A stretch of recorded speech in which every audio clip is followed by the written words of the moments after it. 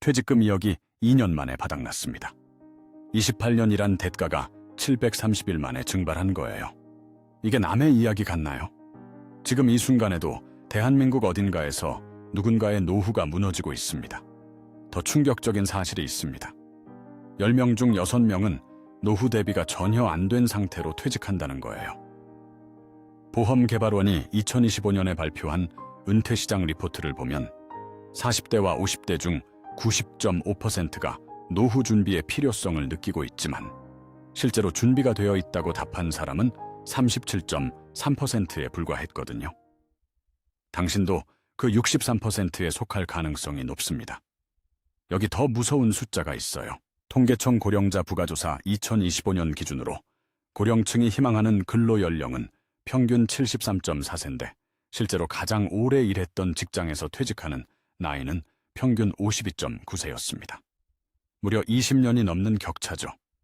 52세에 회사 나와서 65세에 국민연금 받기까지 13년. 이 기간 동안 당신은 뭘 먹고 살 건가요? 퇴직금으로 버티겠다고요. 그 퇴직금이 5년도 못 가서 바닥나면 어떻게 하시겠습니까? 퇴직이 끝이 아니라 가난이 시작되는 지점이 바로 여기입니다.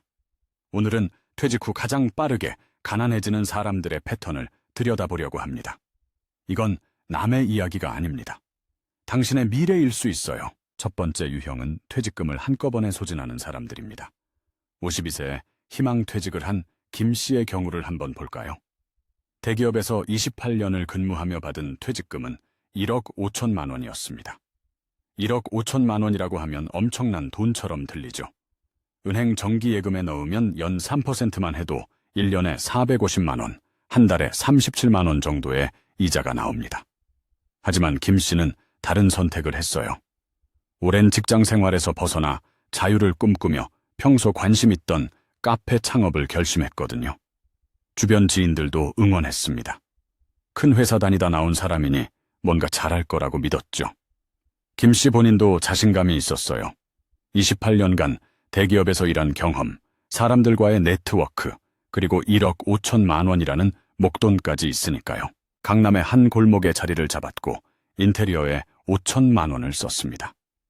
요즘 카페는 분위기가 중요하다고 해서 디자이너를 고용했고 조명 하나하나까지 신경 썼어요. 장비와 초기 운영 자금으로 7천만 원을 더 투입했죠. 고급 에스프레소 머신은 2천만 원, 원두 재고와 각종 시럽과 우유, 컵과 접시까지 준비하니 돈이 순식간에 나갔습니다. 하지만 현실은 냉정했거든요. 생각해보세요. 그 골목에 이미 스타벅스, 투썸플레이스, 이디야 같은 프랜차이즈 카페가 즐비했고 개인 카페도 5-6개가 있었어요. 젊은 사장들은 SNS 마케팅으로 손님을 끌어모았지만 김 씨는 인스타그램 게시물 하나 올리는 것도 어색했습니다. 월세는 350만 원, 여기에 아르바이트생 2명 고용하니 인건비가 월 300만 원, 원두와 재료비에 전기세까지 합치니 매달 600만 원 이상이 나가는데 매출은 월 400만 원 수준에 머물렀어요. 쉽게 설명하면 이렇습니다. 매달 200만 원씩 적자가 나는 거예요. 이걸 버티기 위해 남은 퇴직금 3천만 원을 쏟아부었지만 1년 6개월 만에 문을 닫았고 손에 남은 건 아무것도 없었습니다. 퇴직금 1억 5천만 원이 2년도 안 돼 증발한 겁니다. 이런 일이 드물까요? 전혀 그렇지 않습니다. 고용노동부와 금융감독원의 통계 자료를 보면 퇴직연금을 일시금으로 받는 비율이 계좌 기준으로 89.6%에 달하거든요. 연금으로 나눠 받는 사람은 10.4%에 불과합니다. 이 돈이 준비 없는 창업으로 흘러가면서 순식간에 사라지는 경우가 비일비재하죠. 문제는 창업 실패 이후의 삶입니다. 김 씨는 현재 55세인데 재취업 시장에서 그를 원하는 곳은 없었어요. 과거 대기업 경력은 중소기업에서 오히려 부담스러워했고 나이는 이미 채용 기준을 벗어났습니다. 결국 아파트 경비원 일자리를 찾았는데 월급은 200만 원 정도였죠. 국민연금을 받으려면 10년이 더 남았고 퇴직금은 이미 사라졌으니 이 200만 원으로 10년을 버텨야 하는 겁니다. 여기서 한 가지 기억해야 할 게 있습니다. 퇴직금은 사업자금이 아니라 생존 기간을 사는 돈입니다. 1억 5천만 원을 월 150만 원씩 쓴다고 가정하면 100개월, 그러니까 8년 정도 버틸 수 있는 돈이거든요. 하지만 창업에 쏟아부으면 2년도 안 돼 사라질 수 있다는 걸 명심해야 합니다. 두 번째 유형은 생활 수준을 낮추지 못하는 사람들입니다. 박 씨는 56세에 명예퇴직을 했어요. 연봉이 8천만 원이었던 그는 퇴직 후에도 익숙한 생활 패턴을 유지했습니다. 한번 상상해 볼까요? 30년 가까이 매달 월급날이 되면 통장에 500만 원 이상이 찍히던 사람이에요. 가족과 함께 주말마다 외식을 했고 연 2회 해외여행을 갔으며 골프도 즐겼습니다. 구체적으로 계산해 볼게요. 아파트 관리비가 월 30만 원이었어요. 수영장과 헬스장이 있는 고급 아파트거든요. 차량 유지비가 80만 원인데 여기에는 할부금 40만 원, 보험료 20만 원, 주유비 20만 원이 포함됩니다. 통신비와 각종 보험료가 50만 원, 대학생인 자녀 교육비 지원이 100만 원, 부부 생활비로 외식과 문화생활비가 150만 원까지 합치니 매달 410만 원이 필요했죠. 박 씨는 재취업에 성공해서 월 350만 원을 받았지만 여기에 국민연금이나 퇴직연금은 아직 수령 시기가 아니었습니다. 매달 60만 원씩 적자가 발생하는 구조였어요. 처음에는 큰 문제로 느껴지지 않았습니다. 퇴직금 2억이 있으니까요. 그래서 적자를 메우기 위해 퇴직금을 조금씩 깨먹기 시작했습니다. 여기서 복리의 역작용을 이해해야 해요. 은행에 돈을 넣으면 이자가 붙어서 불어나잖아요. 이게 복리의 마법이죠. 하지만 거꾸로 돈을 빼면 복리는 마법이 아니라 저주가 됩니다. 매달 60만 원씩 인출하면 1년에 720만 원, 5년이면 3,600만 원이 사라지는데 여기에 물가 상승률을 고려하면 실질 구매력은 더 빠르게 감소하거든요.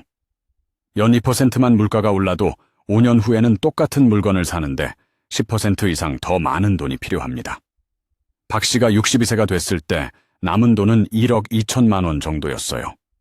그때부터 불안이 엄습했습니다. 이 돈으로 얼마나 버틸 수 있을까? 계산해보니 월 60만 원씩 계속 쓰면 200개월, 그러니까 16년 정도인데 자신은 78세까지 살 가능성이 높거든요. 그럼 돈이 부족해지는 거죠. 문제는 한 번 올라간 생활 수준은 내리기가 정말 어렵다는 겁니다. 예를 들어 볼게요. 차를 작은 차로 바꾸는 것, 이게 쉬워 보이지만 실제로는 어렵습니다. 30년 동안 타던 중형차에서 경차로 바꾸면 주변 지인들 눈에 띄거든요. 박 씨 경제적으로 어려운가 봐라는 소문이 돌 수도 있죠. 외식 횟수를 줄이는 것도 마찬가지예요. 주말마다 가족과 외식하던 습관을 갑자기 집밥으로 바꾸면 가족들이 불만을 느낍니다. 통신요금제를 낮추는 것조차 쉽지 않아요. 무제한 요금제에서 데이터 오기가 요금제로 바꾸면 매달 2만 원 정도 아낄 수 있지만 유튜브 보다가 데이터가 끊기는 불편함을 감수해야 하죠. 골프는 어떤가요? 한 달에 2번씩 치던 골프를 끊으면 친구들과의 관계도 멀어집니다. 이런 식으로 하나하나 따져보면 생활 수준을 내린다는 게 돈 문제만이 아니라 관계와 습관과 자존감의 문제라는 걸 알 수 있어요. 박 씨 같은 경우가 의외로 많습니다. 은퇴 전 소득 수준을 기준으로 생활하다 보면 줄어든 수입과 늘어난 시간 사이에서 자산은 가파르게 소진되는 거죠. 가장 현명한 방법은 퇴직 2, 3년 전부터 생활비를 서서히 줄여보는 겁니다. 연봉 8천만 원 받을 때 월 300만 원으로 살아보는 연습을 미리 하는 거예요. 그러면 퇴직 후 충격이 줄어들거든요. 세 번째 유형은 자녀에게 과도하게 지원하는 사람들입니다. 최 씨는 58세에 정년 퇴직을 했어요. 퇴직금 1억 8천만 원과 집 한 채, 그리고 월 120만 원의 국민연금이 전부였습니다. 최 씨에게는 30대 초반에 2 자녀가 있었는데 큰아들은 결혼 준비 중이었고 작은 딸은 전세 보증금이 필요한 상황이었죠. 최 씨는 평생 자녀를 위해 살았던 사람입니다. 비유하자면 자녀라는 나무를 키우기 위해 자신이라는 흙을 모두 퍼준 거예요. 아이들이 좋은 대학을 나와 직장을 다니는 걸 보며 뿌듯함을 느꼈거든요. 그래서 큰아들 결혼 자금으로 5천만 원을 지원했습니다. 결혼식 비용, 신혼집 가전제품, 예단 준비까지 합치니 그 정도가 필요하다고 하더라고요. 작은 딸은 전세 보증금이 필요했어요. 서울 외곽 투룸 아파트 전세가 2억 5천만 원인데 딸은 1억 5천만 원 대출을 받고 1억을 자기가 마련해야 하는 상황이었죠. 하지만 직장 다닌 지 얼마 안 돼서 저축이 부족했어요. 최 씨는 6천만 원을 지원하려다가 그래도 내 노후가 있으니 하며 4천만 원만 보탰습니다. 딸은 나머지는 친구한테 빌리겠다고 했어요. 여기까지는 그래도 계획 안에 있었습니다. 남은 돈이 9천만 원이었으니까요.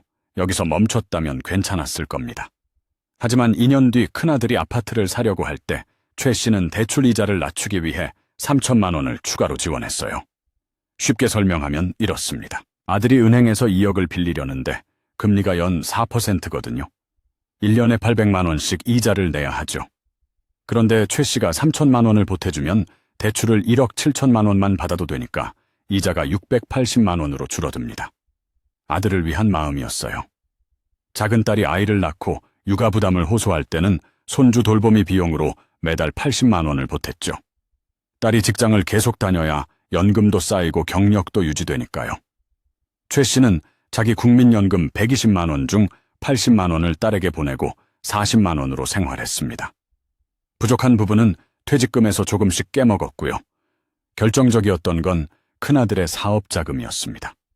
직장을 그만두고 스타트업을 시작한다는 아들에게 5천만 원을 투자했거든요. 아들은 사업 계획서를 보여주며 2년 안에 꼭 성공해서 갚을게요라고 했어요. 최 씨는 망설였지만 결국 돈을 주었습니다. 자식이 도전하는데 부모가 못 믿어주면 누가 믿어주겠냐는 생각이었죠. 최 씨의 손에 남은 건 1,000만 원뿐이었습니다. 국민연금 120만 원으로 생활하려니 빠듯했고 부족한 부분은 마트에서 시식 판매 아르바이트로 메워야 했어요. 65세 할머니가 주말마다 마트에 나가 맛있어요. 한번 드셔보세요라고 손님들에게 권하는 겁니다.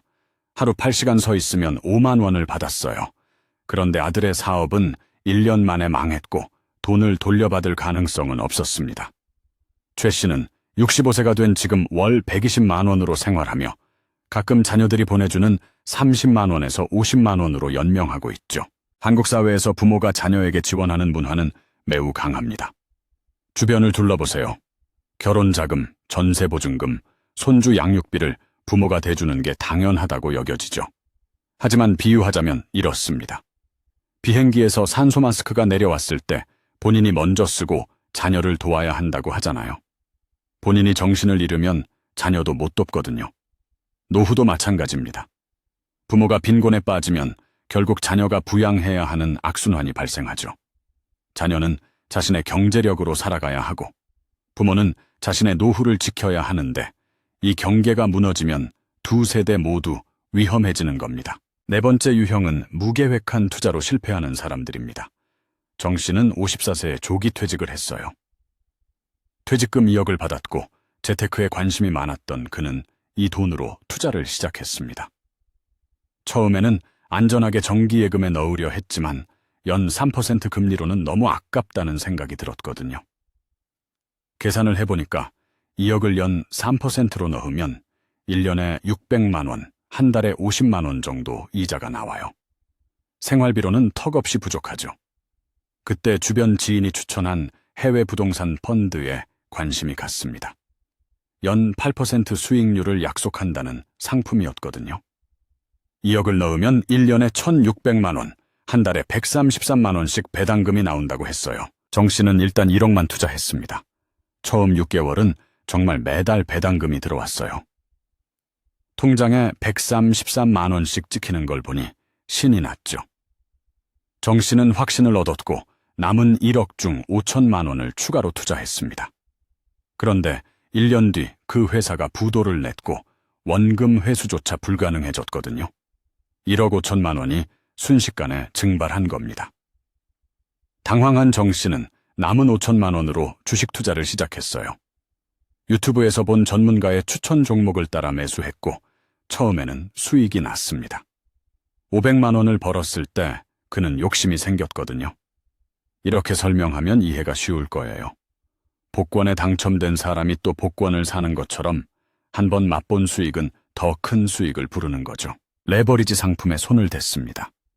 레버리지라는 건 쉽게 말하면 빌린 돈으로 투자하는 건데 주가가 1% 오르면 2% 수익이 나지만 1% 떨어지면 2% 손실이 나는 구조예요.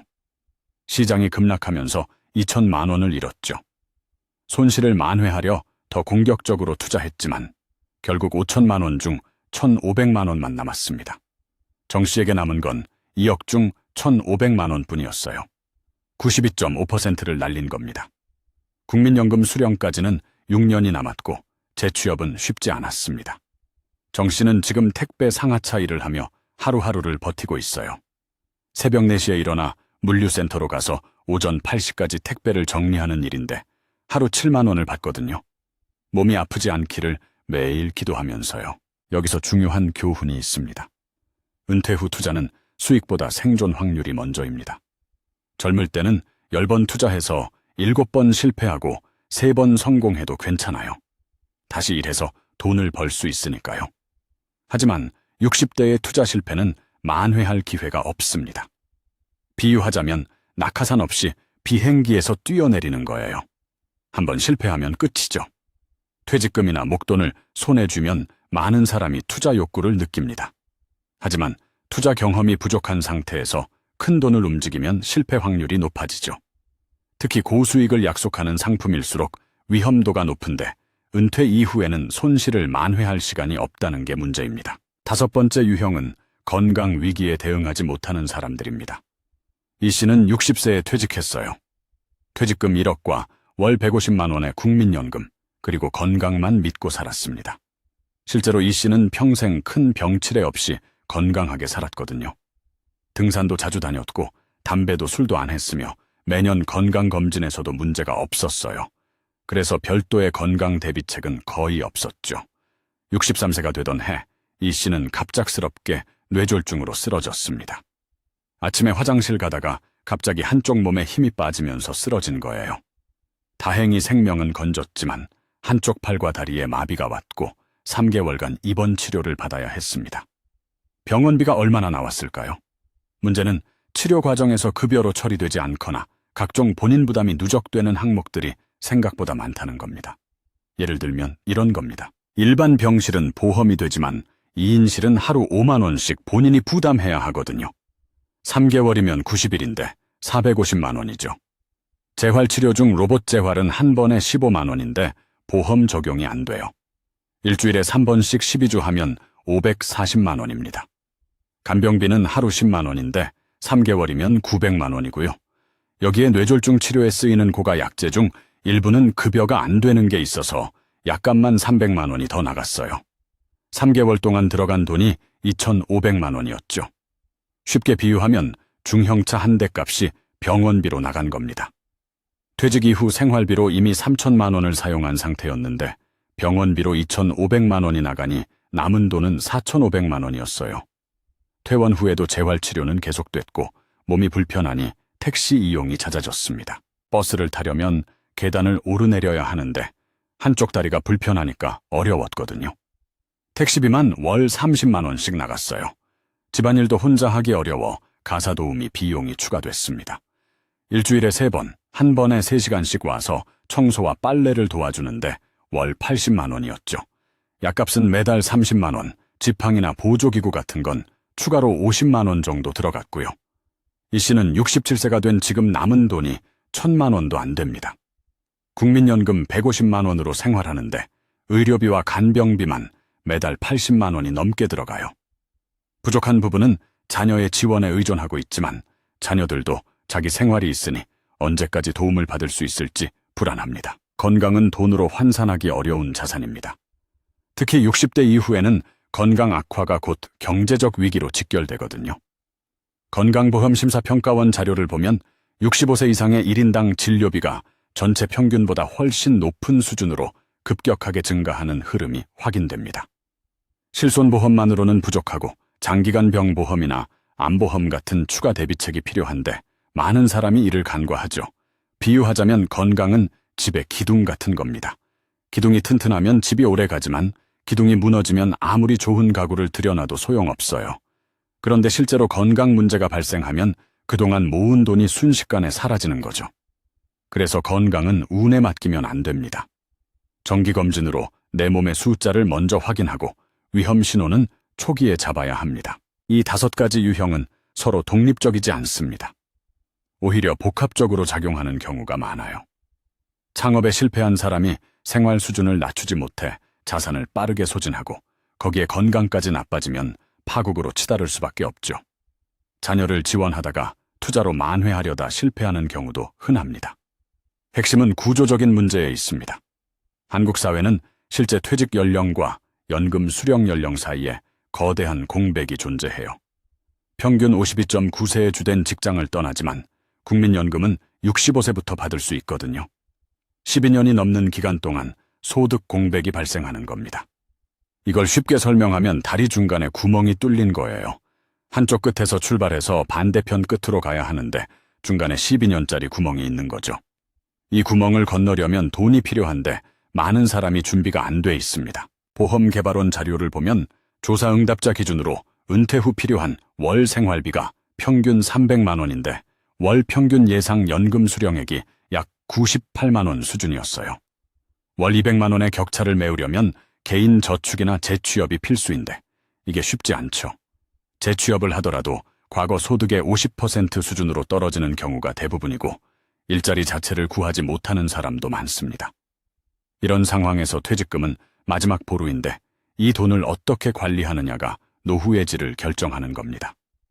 일시금으로 받아 단기간에 소진하면 회복 불가능한 위기에 빠지지만 연금 형태로 나누어 받거나 안전하게 운용하면 최소한의 생활은 유지할 수 있거든요. 여기에 또 하나의 함정이 있습니다.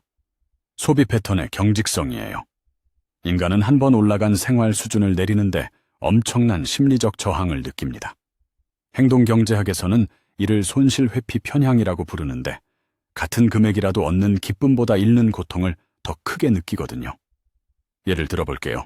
길에서 10만 원을 주었을 때의 기쁨보다 10만 원을 잃어버렸을 때의 고통이 훨씬 크게 느껴지는 거죠. 그래서 연봉 8천만 원을 받다가 퇴직 후 월 200만 원으로 생활해야 할 때 많은 사람이 적응에 실패합니다. 머리로는 알아요. 소득이 줄었으니 지출도 줄여야 한다는 걸요. 하지만 실제로 행동으로 옮기는 건 다른 문제거든요. 자녀 지원 문제도 문화적 맥락을 무시할 수 없어요. 한국 사회는 가족주의가 강하고 부모가 자녀를 끝까지 책임진다는 인식이 뿌리 깊습니다. 이게 나쁜 건 아니지만 자신의 노후 준비가 안 된 상황에서 자녀에게 과도하게 지원하면 결국 부모가 빈곤에 빠지고 나중에는 자녀가 부모를 부양해야 하는 악순환이 발생하죠. 차라리 처음부터 경계를 명확히 하는 게 양쪽 모두에게 이로울 수 있습니다. 투자 실패는 정보의 비대칭성과 연결됩니다. 은퇴자들은 대부분 평생 직장일만 했지 금융시장에 대한 이해가 깊지 않아요. 그런데 갑자기 목돈을 손에 쥐니까 금융회사들의 타깃이 됩니다. 고수익을 약속하는 상품, 복잡한 구조화 상품, 레버리지 상품 같은 것들이 권유되는데 이 상품들의 리스크를 제대로 이해하는 은퇴자는 많지 않죠. 쉽게 비유하면 이렇습니다. 평생 자전거만 타던 사람이 갑자기 레이싱카를 운전하게 된 거예요. 속도는 빠르지만 조금만 잘못 다루면 대형 사고가 나죠. 투자도 마찬가지입니다. 경험 없이 고위험 상품을 다루면 순식간에 전 재산을 잃을 수 있어요. 결국 퇴직 후 빠르게 가난해지는 사람들의 공통점은 명확합니다. 계획의 부재, 위험에 대한 과소평가, 단기적 사고, 그리고 변화에 대한 적응 실패예요. 이 네 가지가 복합적으로 작용하면서 수십 년간 모은 자산이 몇 년 만에 사라지는 비극이 반복되는 거죠. 통계를 보면 2024년 기준 65세 이상 노인 빈곤율이 35.9%에 달하고 OECD 평균보다 높은 편입니다. 특히 독거노인은 빈곤 위험이 훨씬 더 높은 상황이에요. 이게 개인의 잘못만은 아니거든요. 사회 시스템이 조기 퇴직과 긴 노후를 감당할 만큼 준비되지 않았고 연금 제도도 불충분하며 재취업 시장도 열악합니다. 하지만 시스템을 탓한다고 해서 개인의 노후가 보장되지는 않습니다. 결국 각자가 현실을 직시하고 대응해야 해요. 퇴직금을 일시금으로 받아 창업하기 전에 정말 성공 가능성이 있는지 냉정하게 따져봐야 합니다. 주변에 비슷한 업종으로 창업한 사람을 찾아가서 실제로 얼마나 버는지, 어떤 어려움이 있는지 물어보는 거예요. 유튜브나 책에 나오는 성공 스토리만 보지 말고요. 생활비를 줄이는 연습을 퇴직 전부터 시작해야 하고 자녀에 대한 지원도 자신의 노후 안전망이 확보된 이후에 해야 하죠. 예를 들어 이렇게 생각하면 됩니다. 노후 자금 5억이 확보됐고 여기서 나오는 수익과 연금으로 생활이 가능하다면 그 이후의 여유 자금으로 자녀를 돕는 거예요. 순서가 바뀌면 안 됩니다. 투자는 안전자산 위주로 원금 손실 가능성이 있는 상품은 여유자금으로만 해야 합니다. 쉽게 말하면 퇴직금 2억이 있다면 1억 5천만 원은 정기예금이나 국채 같은 안전한 곳에 넣고 5천만 원만 투자에 쓰는 거예요. 그것도 한꺼번에 다 쓰지 말고 분산해서요. 건강은 예방이 최선이지만 만약의 상황에 대비한 보험과 비상자금도 필요해요. 60대가 되면 암보험, 장기간 병보험 같은 걸 미리 가입해두는 게 좋습니다. 가입이 늦을수록 보험료가 비싸지거든요. 그리고 병원비로 쓸 비상자금 3천만 원 정도는 따로 빼두는 게 안전합니다. 무엇보다 중요한 건 현실을 받아들이는 겁니다. 과거의 지위나 소득 수준에 집착하지 말고 현재 가진 자원으로 어떻게 살아갈지 구체적으로 계획해야 하죠. 예를 들어 퇴직 전 연봉이 1억이었다고 해서 퇴직 후에도 그 수준의 생활을 유지하려고 하면 안 됩니다. 현실적으로 월 200만 원에서 300만 원 수준에서 생활을 설계해야 해요. 2026년 오늘 누군가는 퇴직 통보를 받고 있을 겁니다. 그 사람이 10년 후에 어떤 삶을 살고 있을지는 지금 이 순간의 선택에 달려 있어요. 빠르게 가난해지는 사람이 될 것인지 아니면 최소한의 안정을 지키며 살아갈 것인지는 결국 자신의 몫입니다. 통계는 냉정하지만 개인의 선택은 여전히 유효하거든요.